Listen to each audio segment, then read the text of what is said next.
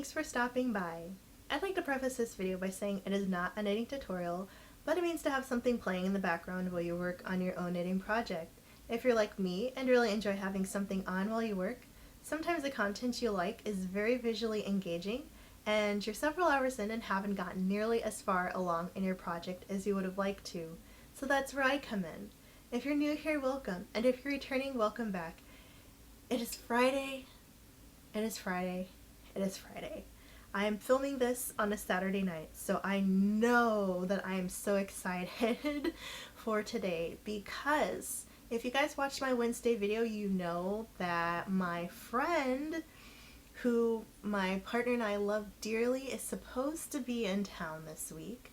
And if I'm not mistaken, they should be hanging out with us tomorrow. And that's if they follow through with their promise to meet up with us for the weekend. And we were planning on watching a movie at a drive-in theater that's still open so that we could practice social distancing and still catch up with our very, very good friend. And I have missed this person terribly. I text them, I know about what is going on in their life while they are still trying to figure out how they're going to get back to the Midwest, and I did give them a warning that we might not be together all that much longer. Nothing ominous, but if you guys watched Monday's video, then you're familiar with my potential job that's going to take me out of my current state. And I always have this feeling of confidence. I feel like you need to have confidence when you're applying to jobs, because if you don't put yourself out there and you don't show that you're really in it to win it, then I think people kind of pick up on that. As a person who's been part of many searches for many other positions, I've been on a couple search committees and have just participated in lots of searches as an employee when we've hired somebody from, whether it's a colleague, direct colleague, or somebody in upper level management or something like that. It's just like you kind of have that feeling where somebody's just like dribbling the ball down the court just to look busy, or if they're going for that free throw, that three-pointer, they're just like, yes, we need this. That energy is really something that I pick up on, and it really does help me decide on who's a good fit. And I feel like I brought that energy because I have that experience knowing how people think about it from the back end in the field of study, or not in the field of study, in the field of work that I'm in, that I just like kind of have learned what works and what doesn't work. And I feel that with every time I have put myself out there and been very vulnerable and very much like, please hire me, you want me, I'm well received, but there's always somebody else. And I forget who it was, but somebody who I remember commented before because another job that I had applied to, where I was actually familiar with the place because I had worked there before. Somebody who was on the search committee was someone who was my supervisor before, and when I was not yet in a professional role in my field, I was just a little fledgling, and they were, of course, in the more professional role, and I was working under them. And once I got my degree and I came back, and they're like, yes, you are a qualified individual. And I knew about the ad, and I asked them directly, like, hey, do you think I should apply to this one? And they're like, go for it. So they know me, and they know that I'm good. But that was then. But the point is that I did a really good job, but they hired somebody from within the company. And one thing I've learned after that is that I should ask that when I have a chance to meet with either somebody in the search committee or somebody from the HR department. Like, depending on how the search is structured, I should kick that question out there. And I was talking to my partner about it because it's like, if I already know, not to say because at my own at my own place of work that I currently work at, we had a search for a person in upper management, upper than me, higher than me, who is actually my current supervisor now. We did a restructure of our place of work, and we had an internal candidate, and we ended up not going with that internal candidate. And the internal candidate is still employed, but we just didn't hire them for the role. We didn't make the offer to them for the role, and that does happen. But I think it's good to know when there is an internal candidate, because then you can prepare, not to say it's a fake search, but sometimes it is, but you can at least prepare to know that might happen. And it's nothing against you, it's just they have to open it up to everybody to make it fair-ish and give people a chance to apply and to put themselves out there, because just in case it ends up being that the person that you thought was going to be the ace in the hole ends up not being the ace, and you're like, wow, these other people have lots of experience and great skills and a knack for working the crowd and all that good stuff. We definitely are glad that we had some variety here, so we can go hire the next person.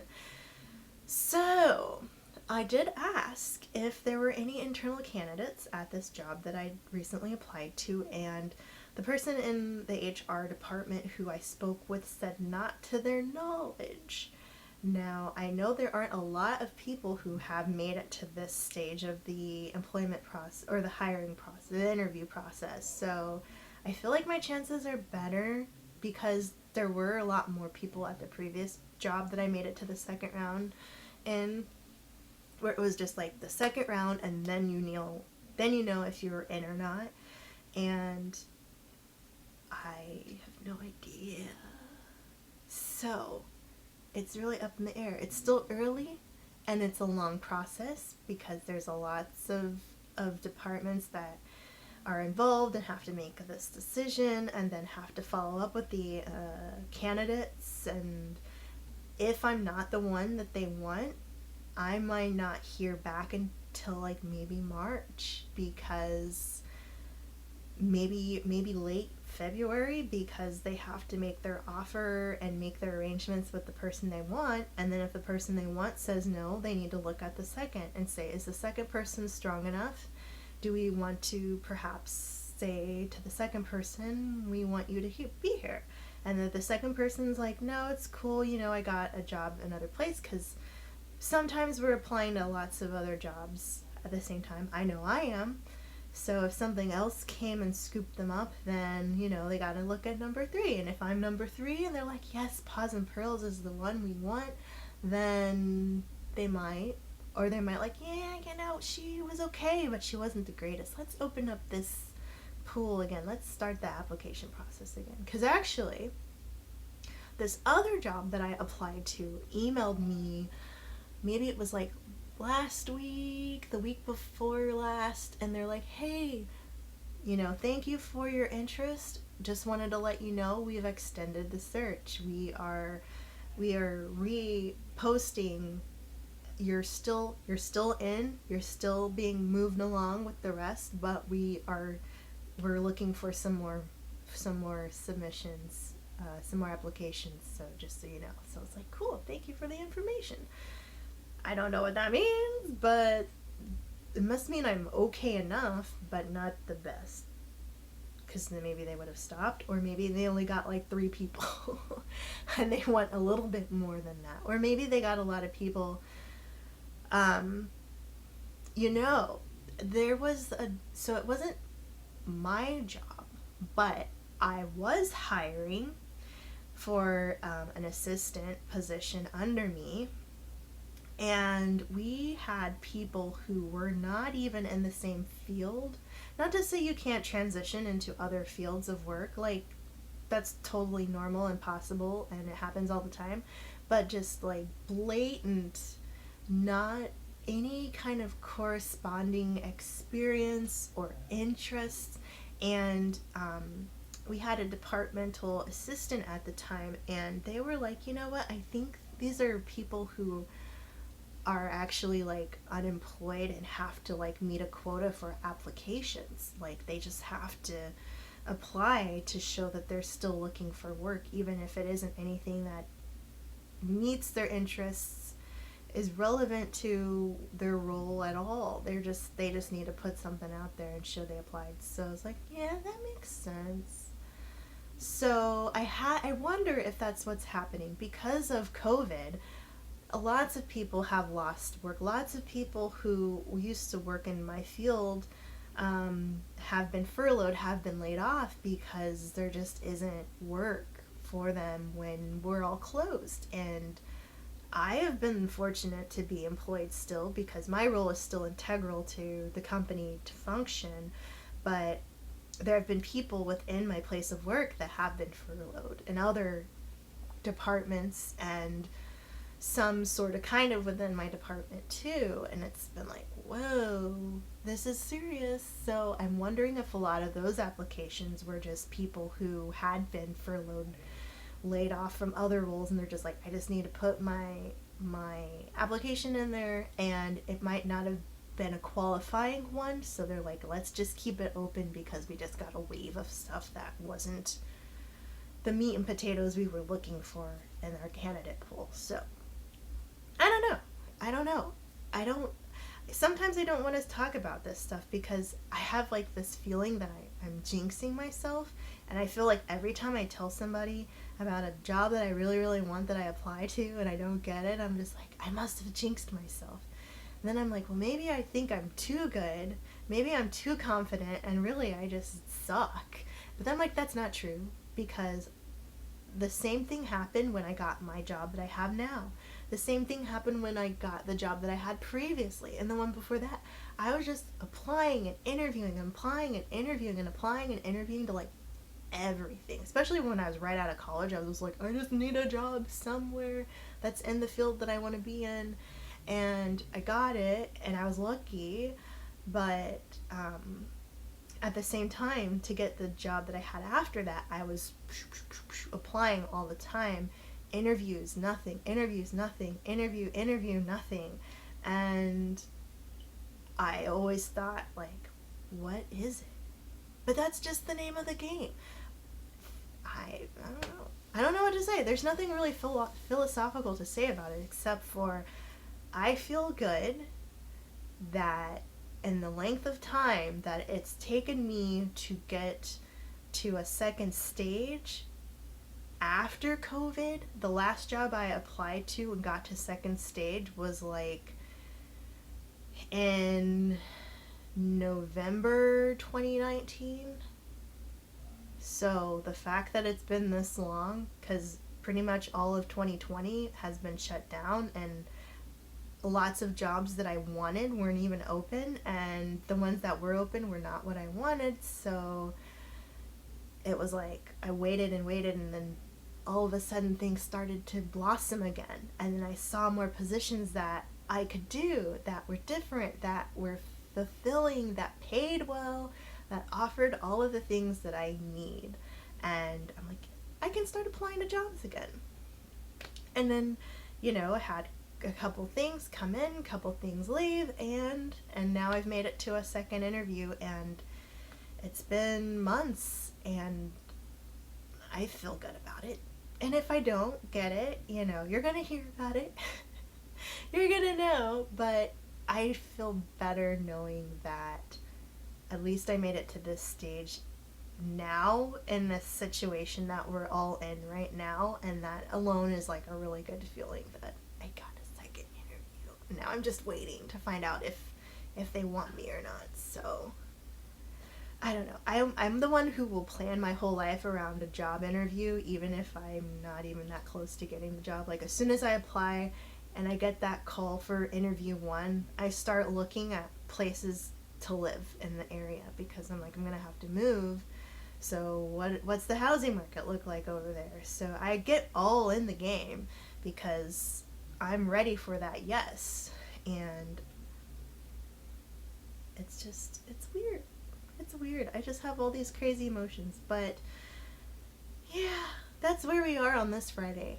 I'm gonna take a second to switch out my battery because it's almost dead, and then we'll actually get into the knitting part of the video. I'm so glad that I've been really good about keeping my batteries charged because I had one ready to go. And I thought about getting a third battery, but at the same time, I'm really confident that one day I will be able to buy a camera that does the things that would help me just a little bit more with filming. I think it was Wednesday's video I was telling you guys how apologetic my partner was because they're the one who bought me this camera in 2019's Christmas. And they're like, oh, I didn't realize that it didn't shoot for over 30 minutes, and I didn't realize that the lens doesn't autofocus, and all of that stuff. And I'm like, it's fine. It's just like when I started filming and I was using my phone. Like, there are still people who film and use their phone, and it's fine. It's just, it doesn't do all of the things that I want it to do. So it's definitely more of like a place of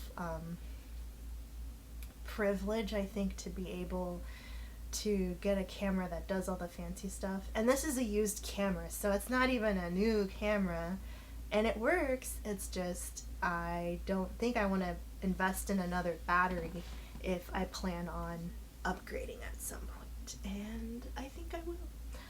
Maybe I'll give it another year and then get a new camera, just because I don't need one, I just want one, because it would be nice to show you stuff and be like, look at the thing, look at the cool pattern, instead of being like, let me take a moment to film footage and then insert it into the video because I literally cannot make it zoom in at the same time that I'm filming, and I need to like get up close and add that later because I can't do it. It's like, oh, come on.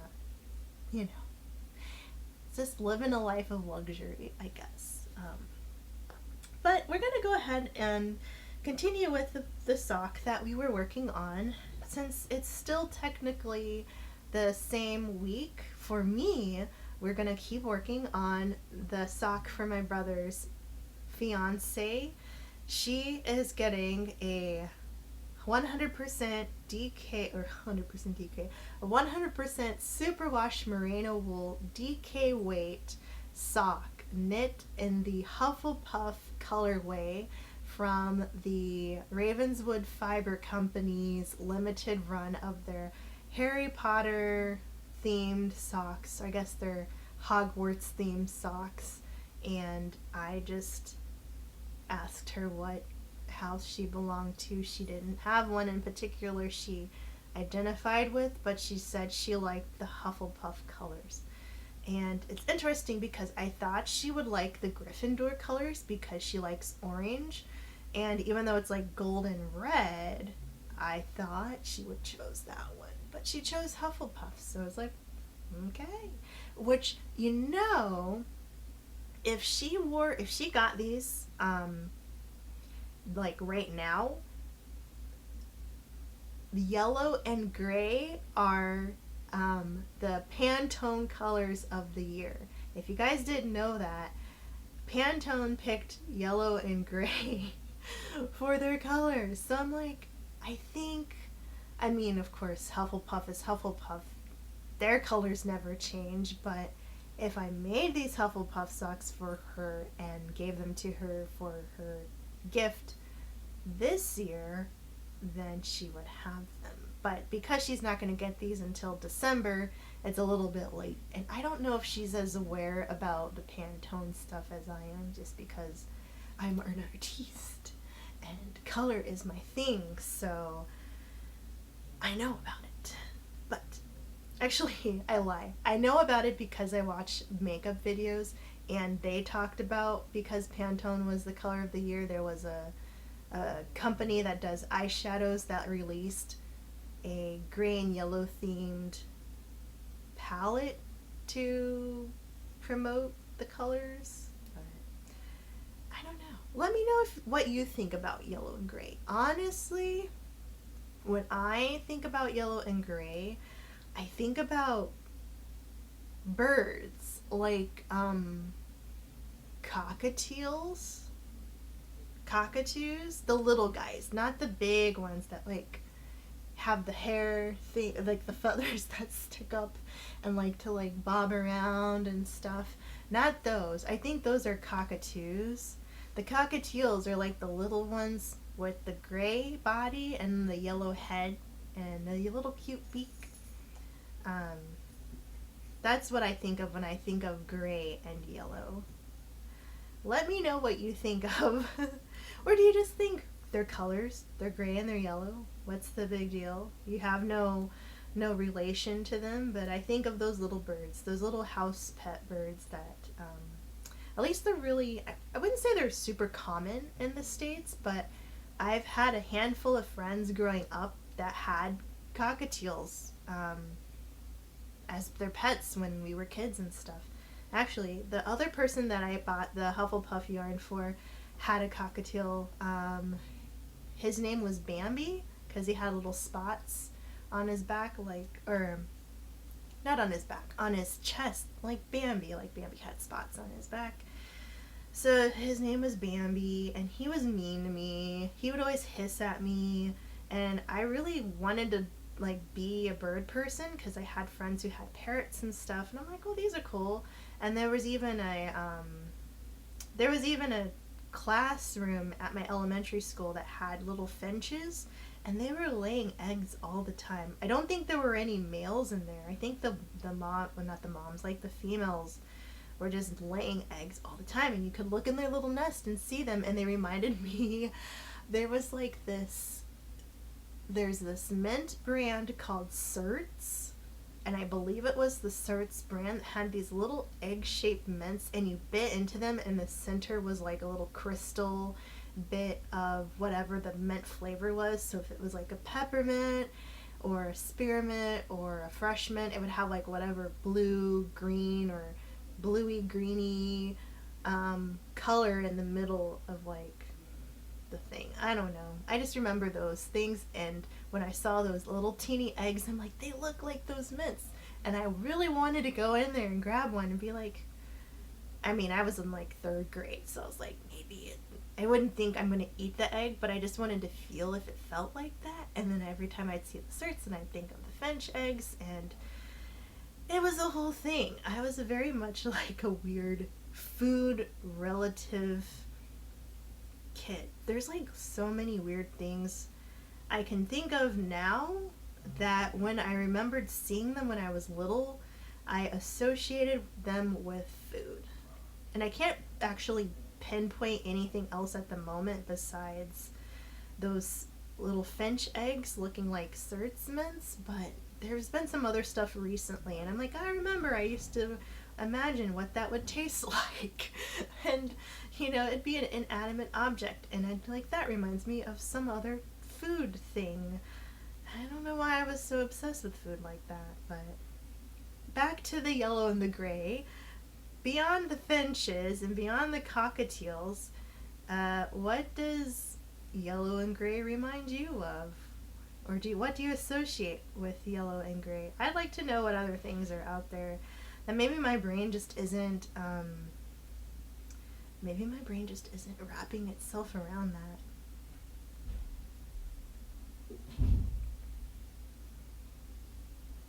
And again, I apologize for the residual noises you guys hear. The walls in my house are super thin, so my partner, I always tell my partner that they don't have a filter. Like they have an outside voice all the time. Even when they're trying to talk quietly, they're just a loud talker. And it's so funny because my uncle is the same way. Like my uncle is always just yelling, talking, like just loud. Everything is loud. When they're watching football, they're loud. When they're just having a general conversation, they're just loud. When they're talking on the phone, they're like screaming, and it's like, dude, what are you doing? They're just a loud talker, and I feel like my partner just has no concept of noise levels. Like, you hear that the whole house just shook because they closed the kitchen door. And when they leave in the morning, same thing. Oh, let's take a moment to pause because they're going to go to the bathroom.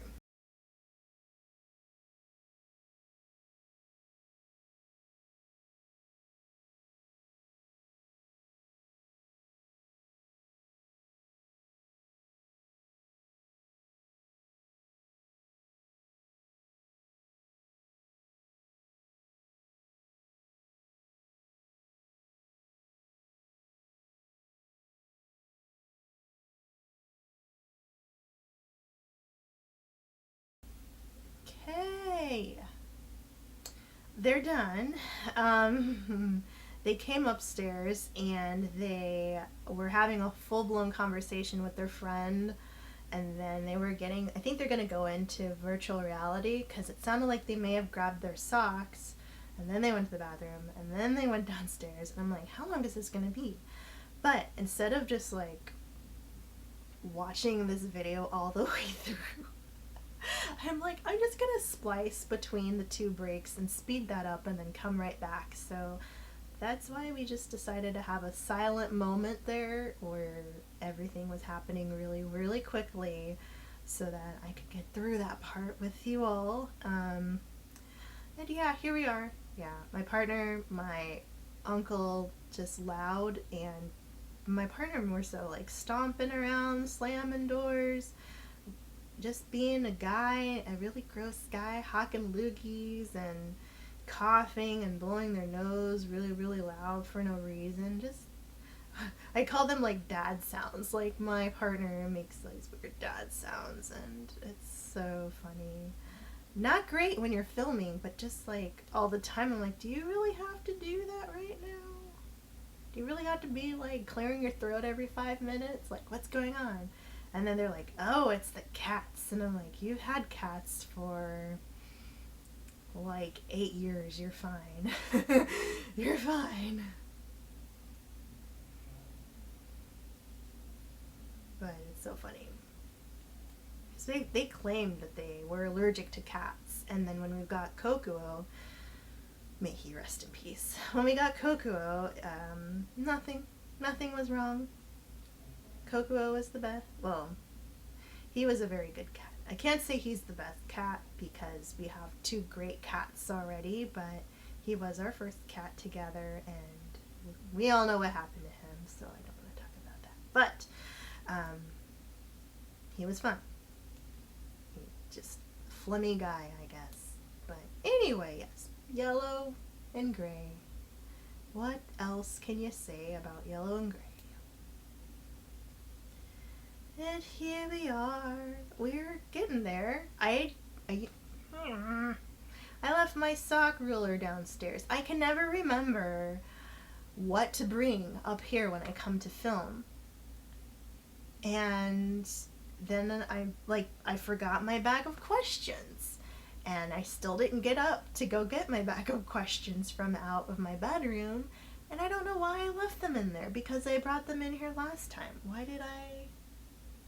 didn't I just keep them in here? I don't know why. But yeah, we're getting there.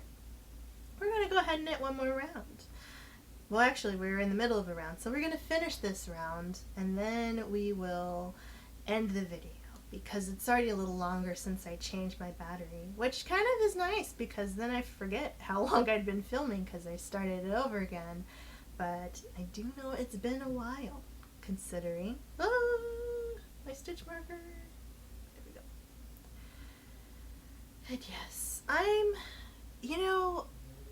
don't know. I like gray.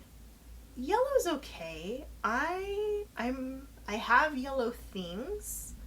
It's not my first choice of colors when it comes to picking things out, but I do appreciate a little bit of the bright cheeriness that it seems to bring every now and then. I couldn't have it around all the time because it's just not a calming color to me, you know? You know me. I like teals. I like jewel tones, not like bright jewel tones like citrine or garnet or topaz or anything, but like sapphire and emerald and even garnet's kind of nice. I don't know. Stuff like that. And I wonder, I feel like I've mentioned this before, but I wonder if I like blue so much because my birthstone is sapphire. And like ever since well, not ever since, but like I already knew I liked blue, but then my mom told me once, it was like, your birthstone is sapphire. I'm like, what the heck is sapphire? And she showed me, and I was like, oh, this is amazing. I love it. It's the best.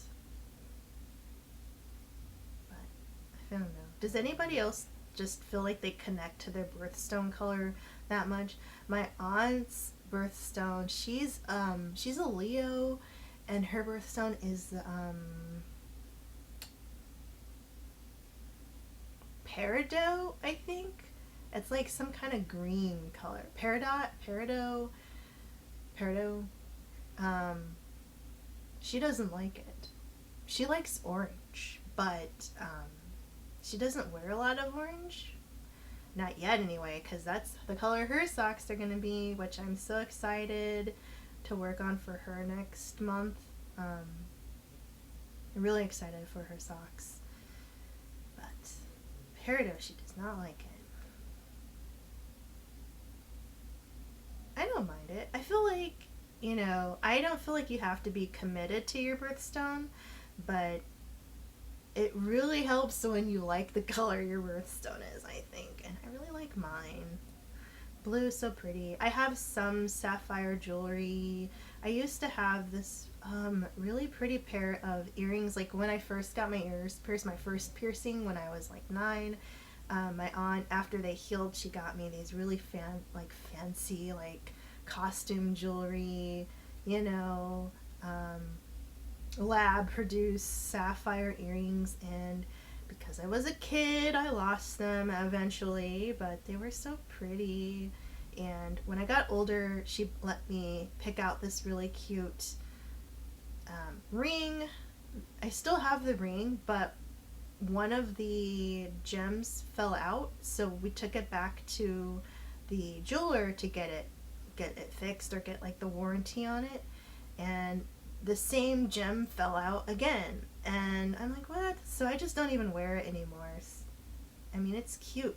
It's definitely not my style anymore. It's very much like me as like a teeny bopper, loving like the flower kind of.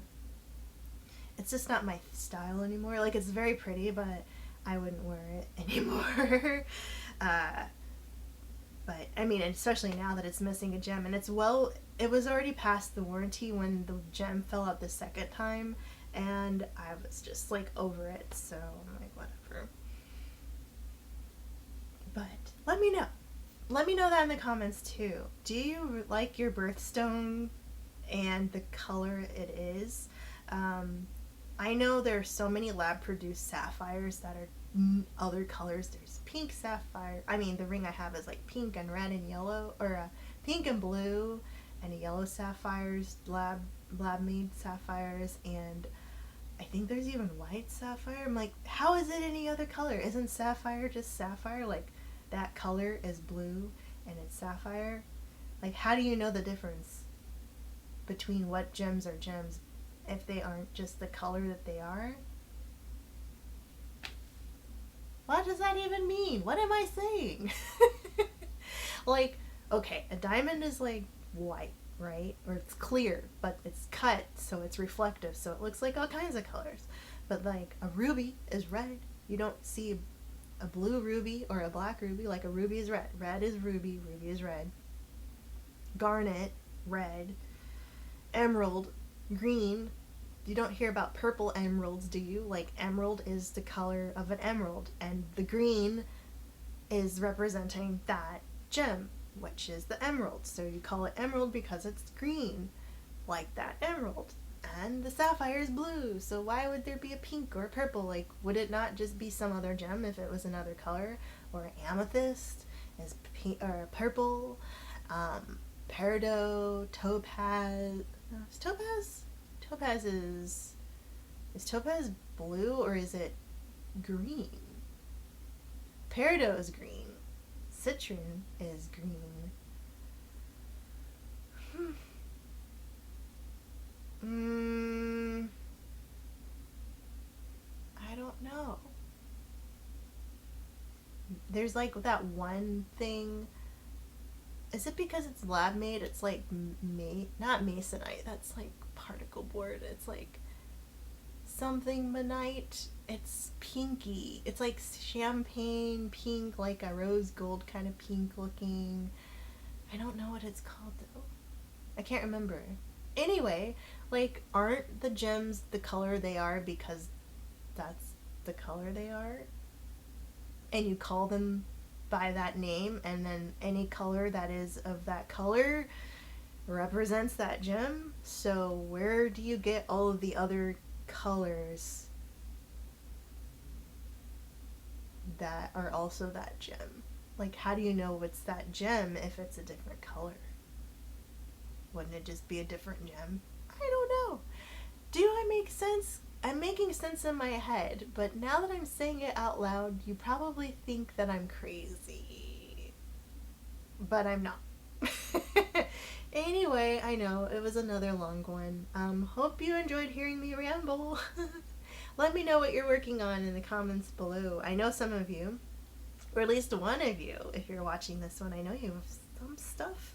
You have quite a few projects, so I wonder how you're doing. I honestly haven't been on Instagram a lot lately just because I've been so busy at work, and I feel like if I start looking into Instagram, I'll feel bad because I'm not knitting as much as I would want to, and I'm seeing everybody else's progress. So I'm just like, oh, I'm so behind, and I'm not. I'm still like really early in the year, and I'm already halfway through like my first project of 7 to 8 projects, so I feel good about that, but at the same time I should be done with this sock by now, but I'm not. And I worry because once I have to juggle working at home and in person, I don't know if I'm gonna have that time to structure these projects like I planned, even though I clearly wrote my calendar knowing ahead of time that that's what's gonna happen to me. Which is kind of why I decided to do all my projects all the way in the beginning of the year, so that I wouldn't feel so rushed come June when I really have to start thinking about getting stuff done. So there's that. Alright, well, you all have a good weekend. I hope that my friend does roll around and we can go to the drive-in theater and socially distance and watch a movie with him. But I will probably be letting you guys know next week if that happened or not. So with that being said, I hope you have a good and safe weekend. Happy knitting, and I'll catch you in my next one. Bye!